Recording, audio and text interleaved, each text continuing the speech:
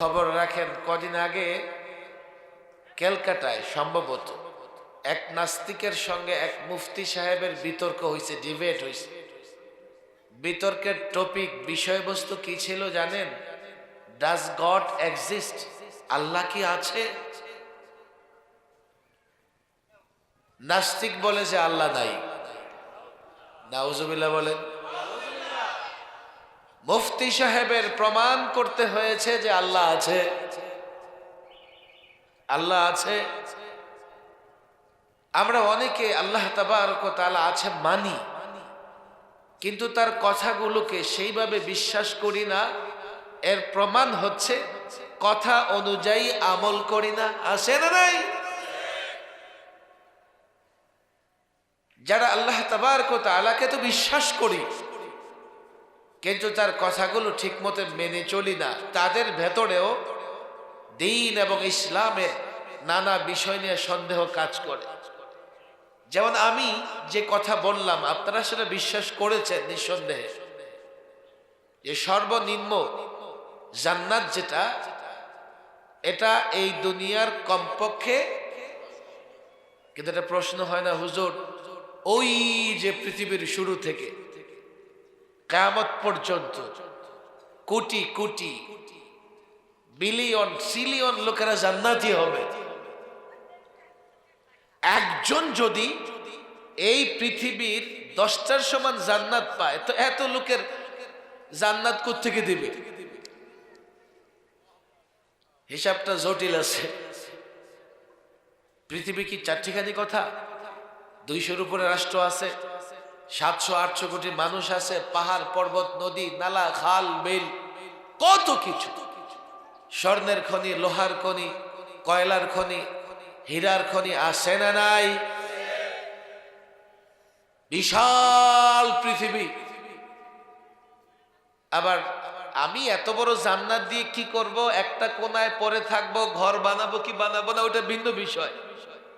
কিন্তু একজনই যদি এত বড় জান্নাত পায়, তাহলে এই কোটি কোটি বিলিয়ন ট্রিলিয়ন মানুষের জান্নাত দিবে কোত্থেকে আল্লাহ? এই জন্য এই বিশাল পৃথিবীটা আসলে কত বড়, এমন একটা হিসাবের দরকার আছে না নাই?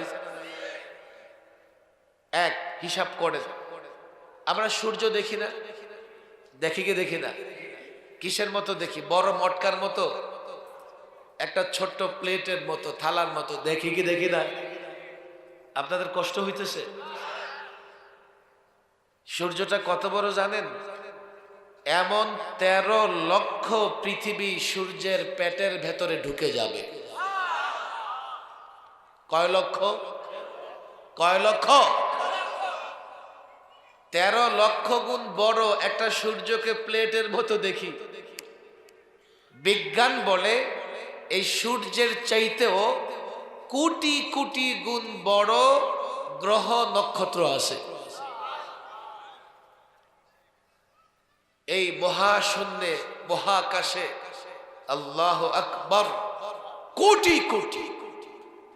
বিজ্ঞান তো বলে যে 2 ট্রিলিয়ন গ্যালাক্সি আছে।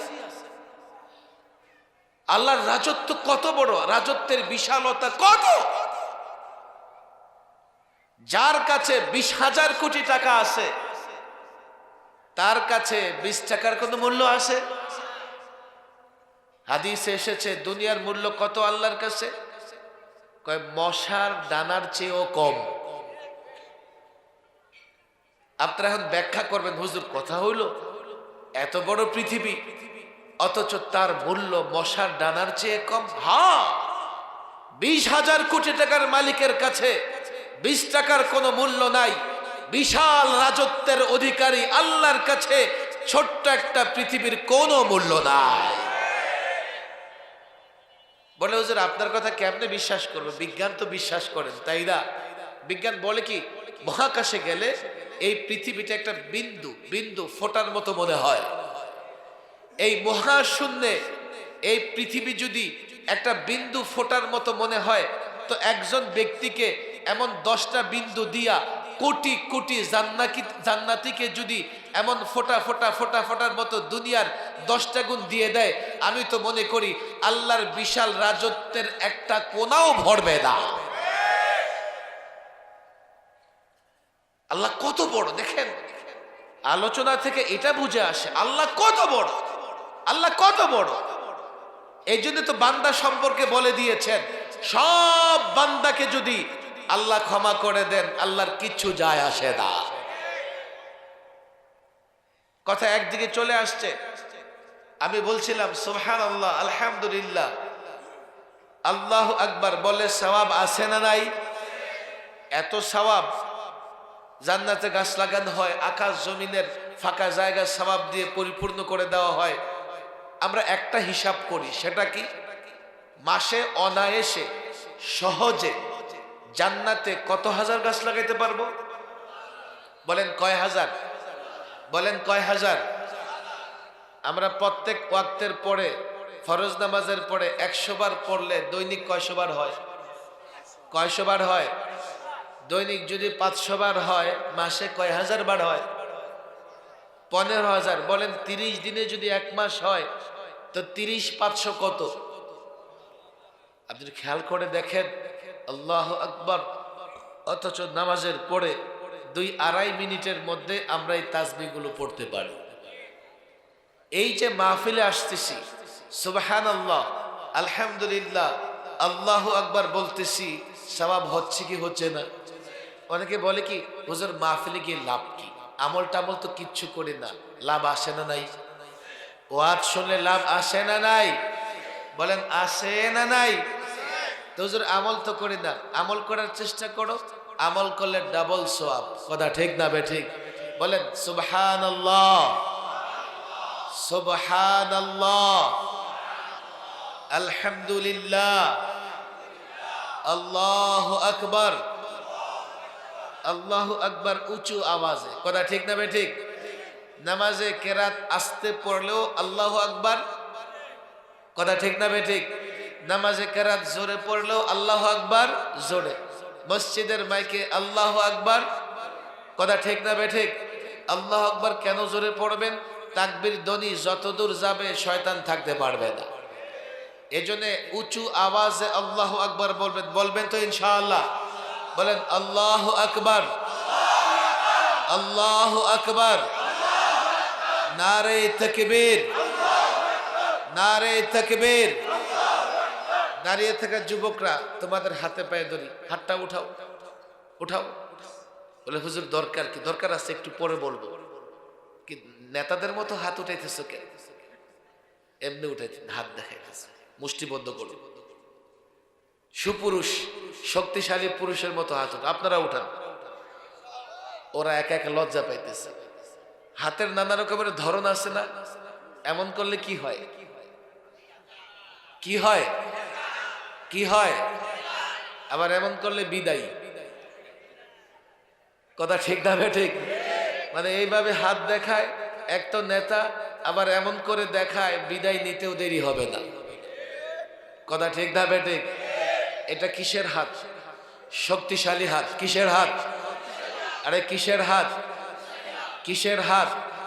বলো নারায়ে তাকবীর, নারায়ে তাকবীর। কোরআন সুন্নাহর আলো, কোরআন সুন্নাহর আলো, কোরআন সুন্নাহর আলো। লিল্লাহি তাকবীর, লিল্লাহি তাকবীর। কেন তাকবীর দেওয়া হয়েছে জানেন? কারণ সারাদিন তো আমার ভাই তোমার ভাই দেন। কথা ঠিক না ভাই ঠিক? লম্বা সময় পর্যন্ত বাংলাদেশের রাজনীতিতে একটা সংস্কৃতি ছিল, পোস্টারের উপরেও নারায়ে তাকবীর আল্লাহু আকবার লেখা থাকতো। থাকতো কি থাকতো না? রাজনৈতিক দলের সব দলের নেতারাই আগে স্লোগান দিত কি কইরা? নারায়ে তাকবীর করে। দিত কি দিত না? কি মডার্ন হয়ে গেছে রে, এখন আর কেউ নারায়ে তাকবীর আল্লাহু আকবার দিয়ে স্লোগান দিতে চায় না। কেন রে ভাই? কেন? তাকবীর মানে তো বড়ত্ব, বড়ত্ব বর্ণনা করা। তাহলে বড়ত্ব বা বড় কে? বড় কে? সবার আগে কার বড়ত্ব বর্ণনা করতে হবে? বলেন কার? কার? আমরা বরত্ব কেন বর্ণনা করি? যার বরত্ব বর্ণনা করি তিনি অসন্তুষ্ট হয়ে আমাকে কিছু কিছু কিছু দিবেন, তাই না? তো দেওয়ার ক্ষমতা কার? নেতাকে দেয় কে? এমপিকে দেয় কে? চেয়ারম্যানকে দেয় কে? তাহলে বরত্ব সবার আগে ঘোষণা হবে কার? কার হবে? সব আসে না নাই? আল্লাহু আকবার বলে সওয়াব আসে না নাই? আল্লাহু আকবার, আল্লাহু আকবারের মধ্যে পাওয়ার আছে না নাই? আরে ১৫০০ বৎসর ধরে এমন অনেক যুদ্ধে মুসলিম বাহিনী যখন তাকবীর ধ্বনি দিয়ে অগ্রসর হয়েছে, কাফের বেঈমান মুসলমানদের মোকাবেলা করতে পারে না। বলো নারায়ে তাকবীর। অভ্যাস করো, দেখবেন মার্কার স্লোগান যখন দেয় ১০ জন মিলে মাটি কাঁপায় ফেলে। কিন্তু আমাদের যুবকরা যখন মাহফিলে আসে আল্লাহু আকবার তাকবীর দিতে লজ্জা বোধ করে। এটা লজ্জা হওয়ার কথা নয়, বরং শয়তানের প্রতারণা, শয়তান ধোঁকা দেয়। কথা ঠিক না বেঠিক? আরে আমি তো মুসলমান, আমি মুসলমান, আমি বরত্ব ঘোষণা তো আল্লাহরই করব। কথা ঠিক না বেঠিক? এখানে শরমের কি আছে? যতদিন আল্লাহর তাকবীর দিতে, আল্লাহর ধ্বনি দিতে লজ্জা শরম বোধ করবা, পৃথিবীতে মাথা উঁচু করে দাঁড়াতে পারবা না। তাকবীর যদি আল্লাহর দিতে পারো, আল্লাহ বড়, আল্লাহ আমাদের বড় বানাবেন। আমরা পৃথিবীতে মাথা উঁচু করে দাঁড়িয়ে থাকব, কোনো শক্তি আমাদের মাথা নত করতে পারবে না। আমি লম্বা আলোচনা করব না, আগেই বলেছি। আমার দিকে তাকান আপনারা। দুইটা পর্ব নিয়ে ইতিমধ্যে কথা বলেছি। এক হচ্ছে আমরা মাহফিলে যে সমস্ত জিকির, আজকার, তাসবিহাত পড়ি, সব আসে তো? আসে না নাই? যদি বুঝে থাকি এগুলো আমরা এখন চলতে ফিরতে একটু বেশি বেশি আদায় করব তো ইনশাআল্লাহ। এতটা আদায় করব যে আমাদের মনের অজান্তেই মুখ থেকে উচ্চারিত হবে। এতটা আদায় করব আমাদের মনের অজান্তেই মুখ থেকে লা ইলাহা ইল্লাল্লাহ আল্লাহু আকবার উচ্চারিত হবে। কথা ঠিক না বেঠিক? এটা কোনো কষ্টের ব্যাপার না। দেখেন এই এলাকায় আমাদের শ্রমিক ভাইজানেরা বা আমাদের বিভিন্ন ইন্ডাস্ট্রির মালিক, অফিসার, কর্মকর্তা, রাষ্ট্রে তাদের কি অবদান আমি সেদিকে যাব না। তো একটা হিসাব করলে তো সহজে বোঝা যায় এখানকার লোকেরা অনেক শ্রম দেয়, অনেক ত্যাগ দেয়, অনেক কুরবানি দেয়, অনেক কষ্ট করে। কথা ঠিক না বেঠিক? এই কষ্টের তুলনায় দুনিয়াতে তাদের মাইনে, তাদের বেতন, তাদের সুবিধা অনেক কম। কম না বেশি? কোনো সন্দেহ আছে? আমি তো মনে করি এই বাংলাদেশে দুই শ্রেণীর মানুষ অবহেলিত। এক আমাদের মৌলভী সাহেবরা, ইমাম সাহেবরা, আরেক হচ্ছেন আমাদের শ্রমিক ভাইয়েরা। বাংলাদেশে ওনাদের চাইতে কম পয়সা কেউ এত লম্বা ডিউটি করে না। ইমাম সাহেবের বেতন ৫,০০০ হোক আর ১০,০০০ হোক, তার ডিউটি পালন করা লাগে ঘড়ির কাঁটা দেখে। ঘড়ির কাঁটাটা সোজা হয়ে আসে, ইমাম যদি না থাকে তাহলে ৫০টা বকাঝোকা শোনা লাগে। কথা ঠিক না বেঠিক? পৃথিবীতে কোনো কিছু টাইম মতো হয় না।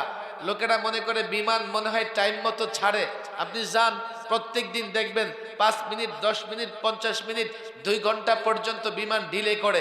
কিন্তু কোনো মসজিদে ইমাম সাহেব ৩০ সেকেন্ড পর্যন্ত ডিলে করতে পারে। আপনারা যারা এই দেশের অর্থনীতির চালিকা শক্তি, যদি বলি বাংলাদেশে আপনারা এবং বিদেশে আমার প্রবাসী ভাইয়েরা যারা রেমিটেন্স পাঠায়া দেশের মেরুদণ্ড সোজা রাখছে, আমি নিজ চোখে পৃথিবীর নানা দেশে গিয়া আমি তাদের হাতে চুমু খেয়েছি, কপালে চুমু খেয়েছি। তারা এতটা কষ্ট করে পৃথিবীর নানা দেশে দিনভর কষ্ট করে কাজ করে, মনে করবেন রাতের বেলায় আরামে ঘুমায় না। রাতের বেলায় যখন বালিশে মাথা রাখে, মায়ের কথা মনে পড়ে, বাবার কথা মনে পড়ে, স্ত্রীর কথা মনে পড়ে, কলিজার টুকরা সন্তানের কথা মনে পড়ে, তো ১.৫-২ ঘন্টা ফুফায় ফুফায় কান্না করে। তারাও এক ধরনের অবহেলিত, আপনারাও এক ধরনের অবহেলিত, আমরাও দুনিয়ার মানুষ আমাদেরকে সস্তা মনে করে, যা খুশি তাই বলে, মনে করে মৌলবীরে কিছু বললে তো ধরার কেউ নাই, ওরা দুর্বল, বলে ফেলি। দুনিয়াতে যাই হোক, আমরা চাইলে খুব সহজে আমাদের আখিরাতটা মেরামত করতে পারি।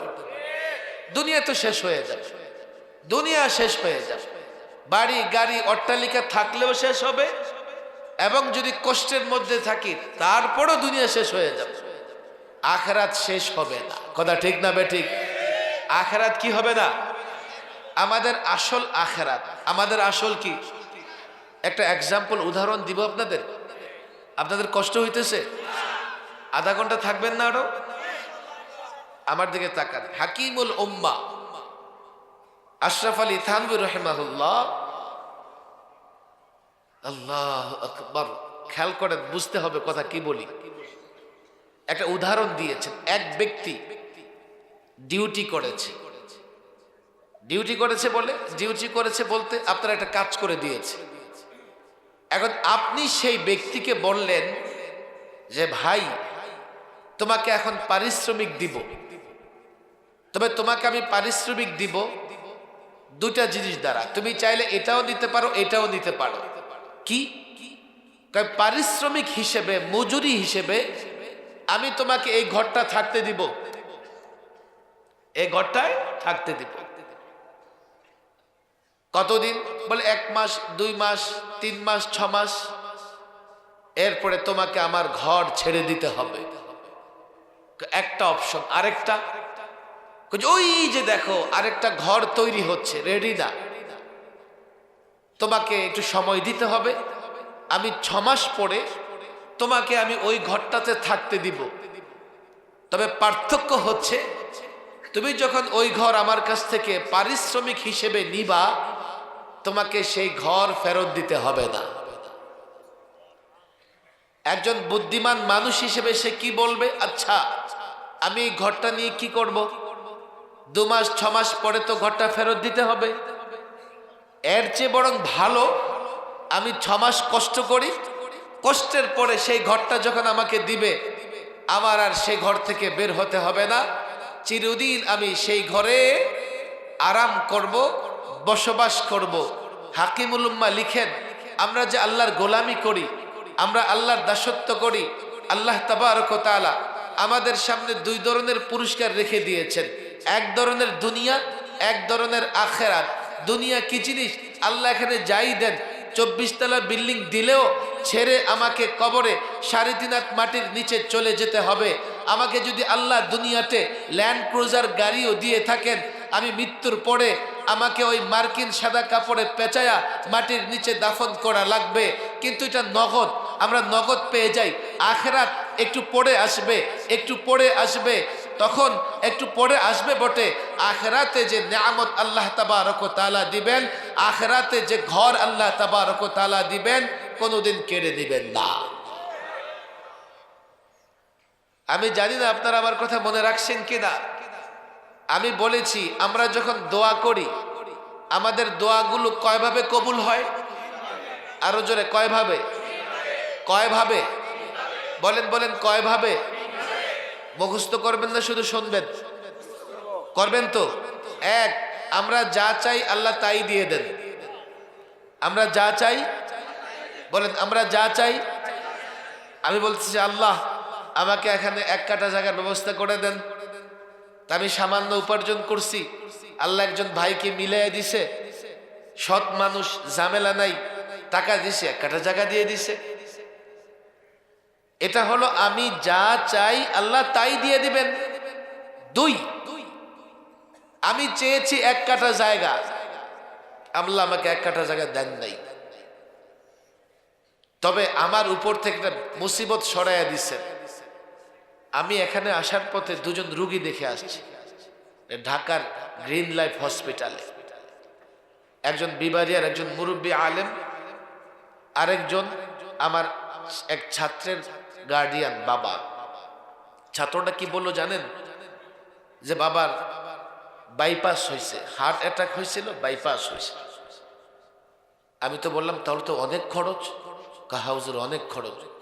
শুধুমাত্র অপারেশন করে দিবে, এটার প্যাকেজ মূল্য 3 লক্ষ টাকা। 3 লক্ষ টাকা দিতে হয়েছে শুধু অপারেশনের জন্য। এখন সে আইসিইউতে আছে, আর প্রত্যেক দিন আইসিইউতে থাকার খরচ হচ্ছে 70,000 টাকা। 2 ব্যক্তি, এক ব্যক্তি আল্লাহর কাছে জায়গা চেয়েছে, আল্লাহ তাকে জায়গা দিয়ে দিয়েছে। আরেক ব্যক্তি জায়গা চায় নাই, জায়গা চেয়েছে, জায়গা পায় নাই, কিন্তু আল্লাহ তাবারক ওয়া তাআলা আলিমুল গায়ব, আলিমুল গায়ব আলিম, তিনি দেখলেন তার উপরে বিশাল বড় এক মুসিবত আছে। তো আল্লাহ জায়গা না দিয়া এই জায়গার বদৌলতে তার উপর থেকে মুসিবত দূর করে দিলেন।